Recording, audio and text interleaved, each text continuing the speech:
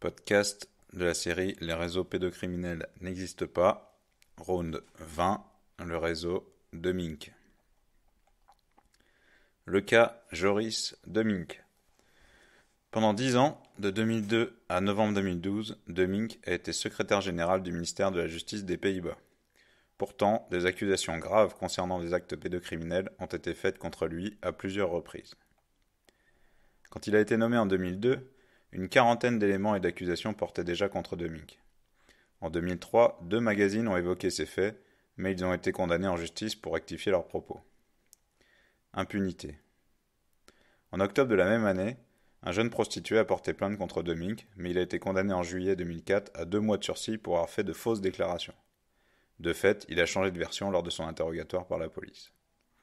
Il faut dire que ce témoin impliquait de Mink dans le tournage d'un snuff movie pédoporno en République tchèque, au cours duquel un enfant est mort. Ainsi, de Mink a passé 30 ans au ministère de la Justice, où ce spécialiste des affaires concernant les mineurs a pu étouffer tranquillement tous les scandales naissants. On comprend mieux pourquoi l'association Martinj, qui revendique le pouvoir de violer des mineurs, a été tolérée aux Pays-Bas jusqu'en juin 2012. Donc pour la parenthèse, Martinj, c'était une association qui avait pignon sur rue aux Pays-Bas et qui organisait même ce qu'on appelait l'IPCE. C'était l'International, je sais plus, for Child Emancipation, enfin bref. C'était le lobby en gros européen et international qui rassemblait un peu toutes les associations nationales de lobby pédophiles dans le monde et qui faisait une lettre, une newsletter qu'ils envoyaient, donc à l'époque c'était dans les années 80-90 par courrier, et où on pouvait être abonné et qui mettait en réseau en fait voilà, tous les lobbies pédophiles de chaque pays. On peut notamment citer le Centre du Christ Libérateur en France avec le pasteur Doucet qui en faisait partie.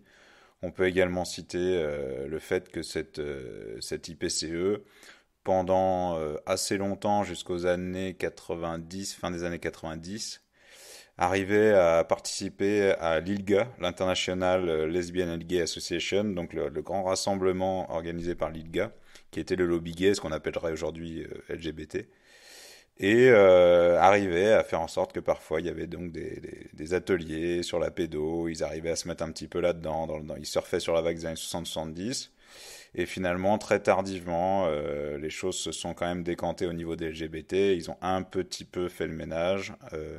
À notre goût, il reste encore beaucoup de choses à faire. Néanmoins, on voit un petit peu comment ça pouvait se passer à cette époque-là. Et comment les pédophiles, finalement, se cachaient derrière le paravent gay, comme on a pu le voir dans d'autres podcasts. Donc voilà, je ferme la parenthèse sur l'association Martinj, donc Martijn. On a toutes les archives de ces newsletters, on n'a pas encore fait d'article dessus, mais ça viendra un jour si on a le courage de se taper tout ça. Voilà, je reprends. 2 victimes, aujourd'hui adultes, ont affirmé que de Mink les avait violées lors d'un voyage en Turquie à la fin des années 90, quand elles avaient 12 et 14 ans. L'une des 2 victimes a même connu des menaces de mort, peu après avoir accusé la super élite hollandaise, comme l'a dit le jeune homme. À 14 ans, il avait quitté sa famille en Turquie et avait vite été forcé de travailler dans un bordel d'Amsterdam où, dit-on, il a rencontré de Mink. Il l'a revu ensuite quand de Mink lui avait demandé de venir chez lui à La Hague. C'est là que de Mink l'a violé. Apparemment, une 3e victime en Turquie s'est faite connaître auprès des autorités américaines. Le 4 octobre 2012, Chris Smith, président de la commission Helsinki, autrement appelée Commission sur la on Security and Cooperation in Europe, donc Commission sur la sécurité et la coopération en Europe, un machin US, a témoigné que de Mink a été accusé d'actes pédophiles sur des enfants de 11 à 15 ans. Cela lors d'une réunion sur les trafics d'enfants. Il a dit que les autorités hollandaises avaient étrangement négligé d'interroger 3 témoins clés dans ce dossier. Un autre député, membre du comité des affaires étrangères, a ajouté que de Mink avait pesé de tout son poids pour faire cesser les enquêtes sur le réseau pédophile local et sur sa manie du tourisme pédophile. Il n'aurait pas hésité à intimider des journalistes et des témoins. Parmi les personnes qu'il eût été judicieux d'entendre, le policier turc Mehmet Korkmaz, qui a expliqué que dans les années 90, il enlevait des garçons pour que de Mink les viole. 2 victimes ont confirmé avoir été recrutées par ce flic et les 3 sont d'accord pour témoigner. Un autre de ces témoins est Nekdet Menzir, ancien chef de la police d'Istanbul, a confirmé la présence de Mink en Turquie dans les années 90, puisque ces hommes étaient chargés de sa protection.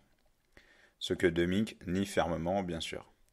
Et le 3e témoin important, qui n'a jamais été interrogé par les enquêteurs, c'est Hüseyin Celebi, ancien chef des services secrets. En 2006, il a rédigé un rapport sur les voyages pédophiles de Demink en Turquie dans les années 90 et au début des années 2000.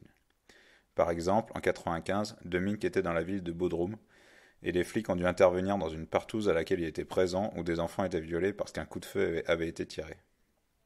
Ce rapport mentionne aussi des faits similaires commis par le même Demink en Roumanie et en République tchèque. On aurait aussi pu interroger Hüseyin Beybazine, un homme d'affaires, trafiquant de drogue et politicien kurde, condamné à perpétuité pour meurtre, kidnapping et trafic de drogue aux Pays-Bas. Il passe pour le « Pablo Escobar européen », qui est accusé de Demink en 2007 d'avoir conspiré avec les autorités turques pour le faire plonger. Il explique que les services turcs faisaient pression sur les Pays-Bas parce qu'ils avaient des preuves que Demink violait de jeunes enfants en Turquie dans les années 90. À ce propos, la technique est bien connue, puisque les Anglais ont carrément créé des bordels dans les orphelinats pour piéger les fonctionnaires et les politiciens étrangers. L'avocat de Beybazine détient plusieurs enregistrements vidéo et un rapport de la police turque au sujet des activités pédocriminelles de Demink. Alors évidemment, on retrouve également ce genre de système avec le réseau Epstein, qui est sorti un petit peu plus tard. Je vous renvoie au podcast consacré à cette affaire. Les connexions. Enfin, Demink est aussi apparu dans l'enquête sur la disparition d'un jeune Allemand, Manuel Schadwald, qu'on a retrouvé dans les bordels de Rotterdam. D'après les témoins, Demink était l'un des pontes de ce réseau qui importait des enfants de Pologne. Pour cela, Demink n'a eu que 6 mois de prison avec sursis et 240 heures d'intérêt général. Cette affaire n'est autre que celle qui a été la base de la découverte du réseau Zandvoort dans les années 90 par l'association belge Morkoven. Je vous renvoie à deux autres podcasts, celui sur le réseau Zandvoort et celui sur le réseau qu'on a appelé Amsterdam, où on parle également de ce réseau de bordel de prostitution de mineurs à Amsterdam et Rotterdam. Donc, pour revenir à Zandvoort, des dizaines de CD-ROM contenaient des images pédoporno ont été découverts, des enfants disparus ont été reconnus par des parents à travers toute l'Europe, mais presque personne n'a été arrêté, et surtout pas en France, à part celui qui avait révélé l'affaire, malgré qu'on était là face à un réseau international de trafic d'enfants.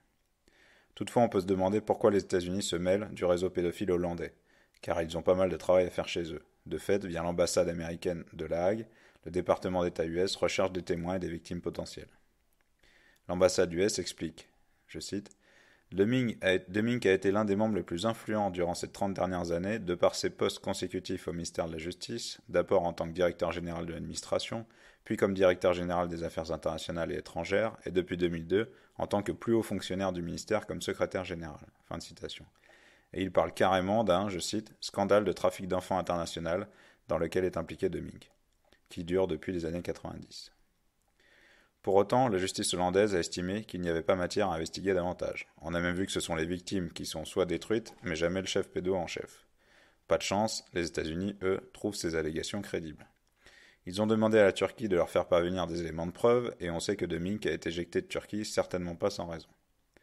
Les autorités hollandaises étant décidées à ne rien faire, des citoyens ont lancé le site arrestdemink.com afin de faire cesser les activités de ce pédocriminel de haut rang, qui n'a d'ailleurs pas agi seul, et beaucoup de têtes risquent de tomber parmi ses complices et parmi ceux qui l'ont aidé à dissimuler la vérité durant toutes ces années.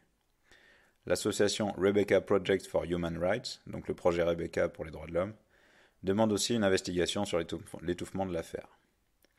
Mais aux Pays-Bas comme en France, en Belgique, en Angleterre, en Espagne et partout ailleurs, les autorités protègent les réseaux pédophiles. Ainsi, dès la fin des années 70, la Cour de justice de La Hague avait employé 2 juges pédophiles, Stolk et Rueb. Pour un peu, l'affaire aurait été rendue publique, mais à force de pression et d'intimidation, et aussi après plusieurs meurtres, et la victime a été condamnée à vie en 1982, l'année où Demink est arrivé au ministère de la Justice. En 1998, l'opération Rolodex a amené les enquêteurs dans les bordels d'Amsterdam, où ils se préparaient à arrêter quelques personnages influents, parmi lesquels des politiciens et des hauts fonctionnaires. Demink figurait sur la liste, mais dès qu'il a été cité, l'investigation a pris fin. Certains affirment que c'est Demink qui a fait stopper l'enquête, et déjà à l'époque, les témoins clés ont déclaré qu'on avait tenté de le tuer. Dans cette affaire aussi, il y a eu plusieurs décès très opportuns.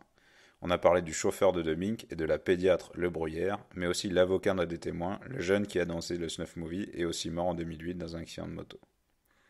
Gerrit Ulrich, témoin clé du dossier Zandvoort, du nom de la ville hollandaise où vivait Ulrich et où ont été trouvées les images pédos, a été assassiné par son ex-copain. Alors ça c'est dans le dossier Zandvoort. Dans Zandvoort, il faut savoir que c'est la station balnéaire de Amsterdam en fait. Amsterdam, il y a des canaux, mais c'est pas tout à fait au bord de la mer. Et si vous allez droit vers l'ouest, à même pas une demi-heure de route, vous avez des plages. Et donc c'est la station balnéaire où tous les gens qui ont de l'argent à Amsterdam vont le week-end. L'un de ceux qui ont découvert Demmink est Hirsch Ballin, ex-ministère de la Justice et de l'Intérieur, qui a toujours déclaré que les accusations contre son ami étaient infondées ou pas crédibles. Ballin est fortement soupçonné d'avoir couvert le trafic de drogue à grande échelle dans le pays, via l'IRT, un service de police interrégional. En 1996, un rapport parlementaire a montré que de grandes quantités de drogue avaient été introduites et vendues dans le pays avec l'aide du gouvernement. Peu après la publication du rapport, le président de la commission, Maarten van Tra, a été tué dans un accident de voiture. Auparavant, le conseiller juridique de la reine Béatrix, Frits Solomonson, a été écarté suite à une affaire de pédophilie. Il était aussi l'amant de Gerrit Ulrich, trafiquant d'enfants, qui apparaît dans l'affaire Zandvoort, et appréciait beaucoup les petits garçons marocains d'après ses voisins. Le prince Klaus, mari de la reine Béatrix, faisait la tournée des bars gays de New York avec Salomonson en 1982. Bien sûr, les services US détiennent quelques photos de ces escapades. Pendant le procès de Salomonson, un couple a expliqué avoir vu Klaus dans un bordel alors qu'il était avec des garçons de 12-13 ans. Salomonson a aussi été fortement soupçonné de blanchir de l'argent de la drogue via sa société Text Light. Gerd van Roon est un ami de Demmink. Prof de droit à Amsterdam, il se trouve que des gamins débarquant à la gare centrale depuis les pays de l'Est se rendaient directement dans son appartement où des partous avaient lieu d'après les rapports de la police. Van Roon était en contact avec certains membres de la bande de Zandvoort, comme Karel Maasdam ou encore Lothar Glandhoff, patron de moult bordels avec des mineurs à Rotterdam. Il aurait vendu des centaines d'enfants et d'ados depuis l'Angleterre et l'Europe de l'Est, et Demmink était client de ces bordels. Van Roon a aussi été impliqué dans les dossiers Rolodex. On pourrait aussi parler du père de la reine Béatrix, le prince Bernhard des Pays-Bas, créateur du groupe de Bilderberg avec David Rockefeller et ancien SS qui est hébergé sur son yacht Jumbo 6 des orgies pédophiles auxquelles le témoin X1 de l'affaire Dutroux a dit avoir été présent. Donc le groupe de Bilderberg, je vous renvoie à ce que ça peut être sur internet. Donc c'est effectivement un groupe, un think tank soi-disant de gens, quand on voit la liste, c'est quand même des gens les plus puissants du monde, que ce soit au niveau politique, entreprises multinationales, rédacteurs en chef de journaux, etc. Et qui discutent ensemble et dont les discussions sont secrètes, mais où on se rend compte quand on regarde un petit peu les gens qui sont invités que quelques années plus tard, eh bien, ils sont promus et accèdent à des postes très importants. Ça a par exemple été le cas de Macron qui était un secrétaire général de l'Élysée à l'époque. Bon voilà, c'est un poste important, mais c'est pas non plus, personne ne le connaissait. Et puis quelques années plus tard, comme par magie, il devient président de la République. Continuons.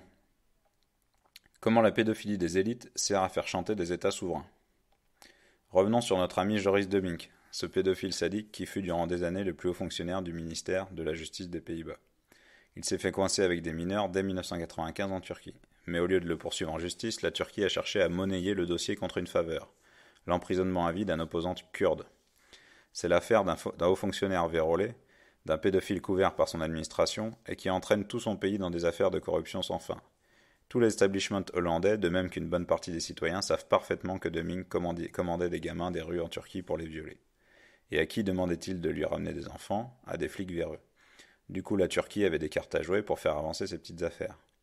Car il semble bien qu'en échange de leur silence, les autorités turques ont réclamé quelques faveurs, comme par exemple la mise au cachot d'un opposant kurde, dont on en parlait tout à l'heure, Hüseyin Baybazin. L'accord aurait été négocié directement entre le Premier ministre turc et le ministre de la Justice hollandaise, Winnie Sordrager. Baybazin, accusé d'être un gros mafieux, a été envoyé en tôle au milieu des années 90 pour un très gros trafic de drogue, ainsi que pour avoir commandité un meurtre et dit être innocent. Il a même fait une grève de la faim et a dénoncé l'accord entre les deux gouvernements. Demmink s'est arrangé pour que Baybazin soit mis au secret, mais sans aucun contact avec ses proches. Et surtout, il a ramassé une peine de prison à vie en 2002. Quant aux enfants victimes, qui n'espèrent pas justice, tant cela arrange tout le monde que l'affaire reste officieuse. De fait, après la condamnation finale de Baybazin en 2002, on a appris que le gouvernement turc avait fait pression sur les Pays-Bas pour obtenir une grosse condamnation de Baybazin, devenu un opposant politique redoutable qu'il convenait d'éliminer et de neutraliser. Et puis aucun des deux types à qui il aurait commandité le meurtre n'a été condamné. Ces pressions consistaient clairement à menacer de dénoncer les penchants pédophiles d'un haut fonctionnaire du ministère de la Justice. En effet, à l'époque où se négociait l'affaire Baybazine, les services turcs enquêtaient de leur côté auprès des victimes de Deming et des intermédiaires qui les lui avaient amenés. L'enquête en question était menée par Necdet Menzir, donc ex-chef de la police de Istanbul et ex-ministre des Transports. Les pressions turques visaient ensuite à faire extrader Baybazine. Le gouvernement hollandais était tout à fait d'accord, mais la Cour suprême avait refusé en raison des risques pour la vie de Baybazine. Qu'à cela ne tienne, le gouvernement a quand même tenté de passer outre. Mais l'affaire remonterait à loin, puisque la coopération entre les autorités turques et hollandaises aurait commencé dès 1994, 2 ans après que Baybazine ait fui son pays. C'est aussi à cette époque que remontent les premiers faits de pédophilie commis en Turquie par Deming, qui d'ailleurs continue à nier avoir jamais mis les pieds en Turquie, bien que moult éléments tels que ses agendas prouvent le contraire. La Turquie a quand même été gentille. Elle a dit qu'il n'y avait pas de trace d'un passage de Deming à la frontière turque dans les années 90. Pas de bol, en avril 2013, l'original du rapport des douanes turques est sorti et on a appris que Deming était bien entré dans le pays le 20 juillet 1996. Remarquez, c'est plutôt normal, en tant que directeur général des affaires internationales au ministère de la Justice, il faisait partie du comité chargé de la question du conflit entre les Kurdes et la Turquie. Quoi qu'il en soit, les documents des entrées et venues officielles d'étrangers de 1995 à 2000, je vous le donne en 1000, ont disparu. Du moins officiellement, car plusieurs témoins disent avoir vu des traces du passage de Deming sur des ordinateurs des services turcs. En outre, on a fini par apprendre que Deming utilisait 3 pseudonymes différents pour se rendre en Turquie. Il y est allé en tant que touriste en 1995, puis y est retourné en juin 1996 pour une conférence, puis il est allé en 1997, 1998, 1999, 2000, 2001, 2002, 2003. Entre parenthèses, Deming semble avoir pas mal voyagé, puisqu'on le retrouve dans divers bordels d'Europe et d'ailleurs. Il est notamment passé par le Pinocchio Bar à Prague, au lieu de prostitution des jeunes dans les années 90, où on trouve également pas mal de pédos anglais expatriés. Notamment on parle de Warwick Spinks. Quand l'une des victimes de Deming a cherché à porter plainte en Turquie, c'est carrément le chef des renseignements Emin Arslan qui l'a menacé. Le même Arslan qui a aussi violé cette victime et qui a surtout travaillé avec Deming pour monter le coup contre Baybazine. Des films et des photos de partous pédophiles avec Deming dessus ont été saisis par la police turque. Ces partous se tenaient dans les bâtiments d'écoles privées ou sur des yachts à Marmaris. Des VIP et des enseignants y participaient. Des milliers de contenus pédoporno ont été saisis. Le tout a été donné à la justice qui a seulement condamné un des profs et qui s'est empressé d'émigrer en Allemagne. Puis la procédure a été stoppée. Quant au matériel pédoporno tourné lors de ces partous, il aurait reçu le tampon diplomatique. En 2003, un reportage diffuse le témoignage d'une victime de Deming qui affirme qu'il était présent lors du tournage d'un snuff movie à Prague, en République tchèque. Au cours du tournage de ce film pédo, un enfant est mort après avoir été sodomisé avec un godemiché. Bien sûr, il n'y a eu aucune investigation à ce sujet. L'enquête Rolodex. En 1998, c'est l'affaire Rolodex, une enquête sur un réseau de prostitution de mineurs dans les bordels d'Amsterdam, dans laquelle sont mêlées de nombreuses personnalités dont aucune n'est tombée. Apparemment, les flics s'apprêtaient à mener des arrestations quand l'enquête a été stoppée à la dernière minute. Vraiment, c'est comme dans les films, hein, le petit coup de fil qui va bien. Bref, la réalité dépasse toujours la fiction. Une victime hollandaise de Deming raconte comment, alors en fugue à 14 ans, il a pris le train pour Amsterdam et s'est retrouvé dans les bordels pédophiles à tourner de la pédopornographie et à traîner dans les orgies. Récupéré à la gare centrale par un type qui lui propose un abri pour la nuit, il se réveille le lendemain complètement nu avec des photos compromettantes de lui tout autour. Le type l'a ensuite menacé de les envoyer à ses parents et lui a demandé de se prostituer. Il est arrivé le jour même dans un des bordels pédos d'Amsterdam, où des enfants parfois encore plus jeunes que lui, venus de toute l'Europe, étaient déjà prostitués. Évidemment, les enfants étaient drogués et alcoolisés pour mieux supporter. Parfois, ils étaient aussi loués pour des parties privées. Ce témoin raconte aussi qu'il a croisé à Amsterdam des gens qui avaient participé au tournage de Snuff Movie, avec des meurtres donc, et que lui-même avait tourné des films pédoporno réalisés par le patron du bordel. On lui a proposé de participer à un snuff contre beaucoup d'argent, mais il a refusé. Cette victime dit avoir travaillé entre guillemets au Festival Bar, où il a rencontré un grand ami pédophile de Deming, le dénommé Ger van Roon, prof d'université, habitué à accueillir des jeunes fugueurs chez lui, des rapports de police le mentionnent, et qui l'a emmené en voyage en Pologne. C'est Van Roon qui a présenté la victime à Deming, qui attendait dehors dans sa grosse voiture de fonction. Van Roon connaissait beaucoup de monde dans le milieu pédophile et chez les VIP. Par exemple, il connaissait le proxénète d'enfants, donc Karel Maasdam, ou Lothar Glandorf, producteur de pédopornographie et enleveur d'enfants. notamment du jeune Manuel Schadwal disparu en Allemagne et tué lors d'un snuff movie aux Pays-Bas après un passage dans les bordels. Lors de l'enquête Rolodex, qui n'a jamais abouti, cette victime a été interrogée par les flics. Mais comme d'habitude, il ne s'est rien passé. Car d'après ce témoignage, Van Room était je cite, un pourvoyeur d'enfants pour les pédophiles de son réseau. Fin de citation. Comme par hasard, ce témoin a failli se faire tuer juste après l'enterrement de l'enquête Rolodex, si bien qu'il a dû se planquer. L'enquête a aussi fait émerger des enregistrements de conversations téléphoniques d'un groupe de pédos qui allait s'approvisionner en enfants dans les pays de l'Est. Sur l'un de ces enregistrements, on entend de Mink clairement commander des enfants pour le week-end. Pourtant, en 2002, il monte encore en grade pour arriver comme numéro 1 du ministère de la Justice. Prime à la casserole ? On dirait bien. Contrairement aux affirmations du gouvernement, il y avait déjà eu plus de 40 alertes concernant les perversions de Mink. Ce qui est drôle, c'est que, comme on l'a déjà dit, le gouvernement américain a commencé à s'intéresser publiquement à l'affaire et demande à la justice hollandaise pourquoi aucune enquête n'est menée au sujet des graves accusations contre Mink. Du coup, une vaste enquête 100% à décharge a conclu qu'il n'y avait rien à signaler, et finalement les US pourraient bien avoir la même idée que les Turcs, c'est-à-dire faire chanter les Hollandais. Qu'est-ce qu'on rigole ? Car à ne pas douter, les services américains doivent avoir des copies de tout le dossier, et cela depuis un bon moment. Et comme Mink continue d'être protégé par son ancienne hiérarchie, il a démissionné en octobre 2012 quand même, on dirait bien que l'heure est davantage aux tractations de couloir qu'à l'empoignade franche et honnête. Bref, la commission Helsinki a elle aussi mené sa petite enquête et a publié divers témoignages sur son site web. Je cite : « Je représente des victimes turques qui ont été violées et abusées sexuellement quand elles avaient 11 et 14 ans. L'auteur était un fonctionnaire de haut rang dans le gouvernement hollandais, aujourd'hui secrétaire général du ministère de la Justice, M. Joris de Mink. » Fin de citation. Explique ainsi une avocate dont le témoignage est diffusé par la commission. Où l'on apprend entre autres qu'en 1995, de Mink s'est fait pincer en Turquie en plein acte sexuel avec des mineurs alors qu'il était à une partouze où plusieurs mineurs ont été violés. Un gamin s'est échappé et a appelé les flics, qui ont arrêté puis relâché de Mink. D'ailleurs, ça rappelle une affaire à Marrakech. Ensuite, les autorités turques ont utilisé ce dossier pour faire chanter les Pays-Bas et les pousser à harceler Baybazine. On connaît la suite. Donc l'affaire de Marrakech, c'est celle qui avait été évoquée par le ministre Ferry à la télé, où il disait qu'un ministre avait été poissé dans une partouze avec des enfants à Marrakech et qu'évidemment, voilà, ça s'était négocié avec l'ambassade, il avait été relâché. D'aucuns, bien informés, affirment que cette personne serait Philippe Douste-Blazy. Il n'y a aucune raison de penser que les Turcs sont les seuls à faire chanter de Mink et le gouvernement hollandais. Et il n'y a aucune raison de penser que de Mink est un cas isolé. Il n'y a qu'à voir la mobilisation derrière lui, avec tout l'establishment qui le défend comme un seul homme, pour comprendre que de Mink n'est que la brindille qui cache un éléphant en obésité sévère.